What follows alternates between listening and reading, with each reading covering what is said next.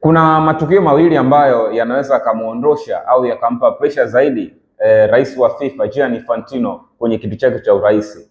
Tukio la kwanza ni kufutwa kwa kadi nyekundu ya Forlan Balogun, mshambuliaji wa Marekani, baada ya kupewa adhabu hiyo ya kadi nyekundu. Lakini tukio la pili ni kuongezeka kwa timu shiriki kwenye michuano ya kombe la dunia kutoka 48 mpaka 64.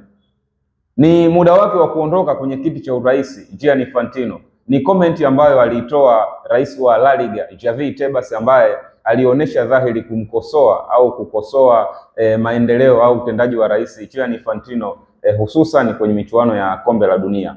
Lakini haikuishia hapo, ni ukosoaji ambao umekuwa ukiendelea wakati ambao Alexander Seferin ambaye ni rais wa UEFA hakuhudhuria kwenye fainali ya michuano ya kombe la dunia kati ya Argentina dhidi ya Uhispania.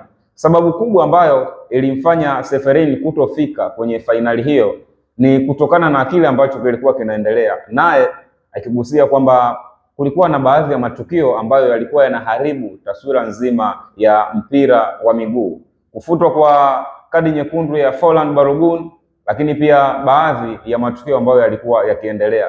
Ni ukosoaji ambao kila mmoja kila kukicha bado umeendelea kupeleka pressure kwa rais Gianni Infantino kwenye kiti cha urais. Pengine ukawa ndo mwisho wa Gianni Infantino kwenye kiti cha urais, kwa sababu wanaelekea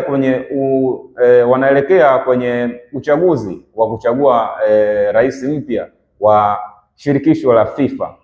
Lakini pia ukosoaji kwa utendaji ambao ulikuwa unaendelea kwa Gianni Infantino ni miongoni mwa pressure kubwa ambayo inapelekwa kwenye kiti chake cha urais ama kwenye uongozi wake. Kwa namna ambavyo umetazama kombe la dunia, ni kweli Gianni Infantino hafai kuwa rais wa FIFA, au ni nongwa ambazo zinaendelea kwa baadhi ya marais kuelekea uchaguzi mpya?